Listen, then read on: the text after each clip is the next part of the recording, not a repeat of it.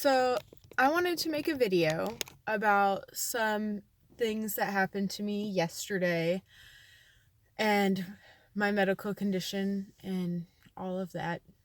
So, one of the things is I usually don't go around people that don't know what to do when it comes to my medical condition.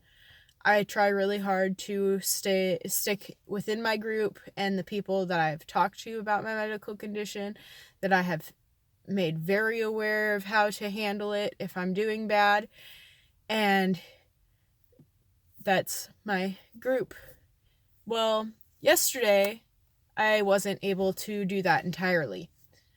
So I was doing really bad yesterday. I kept passing out and having episodes, and came to time to pick my daughter up at the bus stop. So I try to go down to the bus stop. I make it part of the way there, and the bus driver sees me. I'm able to say hi, I'm right here. She lets her off the bus. She comes to me and goes to go into the house, and I pass out. That's the first time that I've ever passed out in front of that bus driver, and I was able to tell her I'm okay to my daughter, who relayed the message as I was about to pass out, because I felt it coming, but I knew that there was nothing I could do about it. And so she did, and the bus driver kind of freaked out a little bit, just to be expected. If you're not familiar with my condition, it can be very scary to watch somebody just pass out of nowhere and become unresponsive.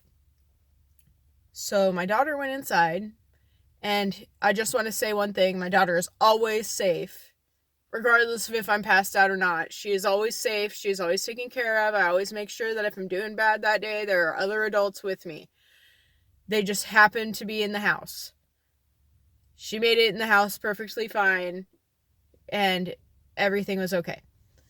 I then called my mom to come help me, because I knew that I was doing really bad, and I wanted to make sure that the other people that were in the house weren't freaking out, because they also weren't necessarily that familiar with my condition and what to do when I have episodes.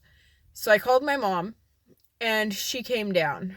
Well, yesterday happened to be one of the worst episodes that I've had in front of her, which made me feel awful, because there was nothing I could do to comfort my mom or tell her that everything was going to be okay. I just had to sit there and basically keep passing out and keep struggling to breathe, and I'd stop breathing and then start breathing again and start to come to and pass back out. And it can be very scary, and I feel awful about that, but I also know there's nothing I can do about it. Well, since I had passed out outside, it was really cold, and I had passed out on my concrete patio, and that made it extra cold. So my mom then called my dad to come help get me inside, because I wasn't able to get up on my own yet, and I wouldn't stop shaking because it was cold, and because I shake when I have episodes anyway. And so my dad came and picked me up and carried me inside, and started to kind of freak out, because that was the first time my dad has ever witnessed one of my episodes. Reason being is, with my chronic illness, I absolutely hate having episodes in front of people. I usually get a few-minute warning before having one, and I usually take that as time to get away from people, so I don't have to scare people and make them worry. So my dad got worried, and my mom was worried, and of course my daughter was a little bit worried, but she is sadly pretty used to it. And I just wanted to say one thing: Just because somebody has a chronic illness and you don't witness their episodes does not make them less real, does not mean that they're faking it, does not mean that they're doing it for attention. If you haven't seen it and somebody is telling you that they have a chronic illness and they have issues with their body, chances are they're not lying to you about that. Chances are they're telling you to warn you in case something happens. But most of the people I've met with chronic illness also try to hide it because we want to feel normal. We want to feel like we're not broken. We want to feel like we're not making our loved ones worry and there's nothing we can do about it. And when I'm having my episodes and I'm coming in and out and stuff, I hear bits and pieces of what people around me are saying, and I can't respond.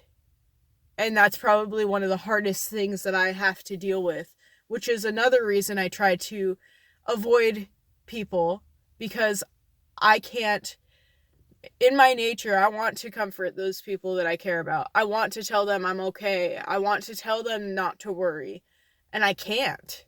And that sucks. So I try to hide from people instead. So that way I handle it. I have my episodes.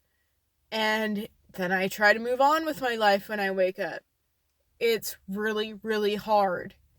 And I just wanted to make a video stating one of my experiences and why I try really hard to not have people around me when I have my episodes.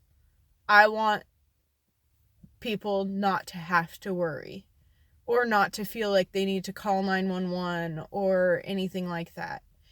And the bus driver also freaked out because she saw me pass out and had the school calling me and calling my family to make sure I was okay. And I appreciate that everybody wanted to make sure I was okay. I really do. And they wanted to call an ambulance. But the thing is, with my condition, if you were to call an ambulance, it's not going to help you. It's not going to help me. It's not going to do anything. You'd call an ambulance, and by the time I wake up, I probably will wake up before the ambulance even gets there. Or I'm going to wake up in the ambulance and be somewhat coherent enough to tell them I have this medical condition. This is my normal. There's nothing that the ambulance is going to be able to do, or the hospital or the doctors, to make it stop. There's nothing that they can do to help it, to make it end faster. There's literally nothing that they can do. It's my nervous system doing it to me. And all it takes is time. That's it. That's the only thing that helps me is time. I have to wait. And as much as that sucks, that's my life. And I appreciate the concern that people have for me. I wish that that no one had to worry about it. I wish that I could control it. I wish that it didn't happen. That would be even better. But it is my life, and it's just normal. So if any of you ever see me having an episode, please don't call 911. There's nothing that they can do for me. And I will wake up. I may stop breathing for a little while, but I will start breathing again because my body resets itself, and that's part of it. It's going to be scary because I shake and it's hard to breathe, and you can tell. And I can't communicate, and that's really hard too. It's very scary. I get it. But 911 isn't going to help me. Just time. So I just wanted to try to make more people aware of how to handle what happens to me, and just say that I'll be okay. It just takes time. Thank you for watching and listening. Bye.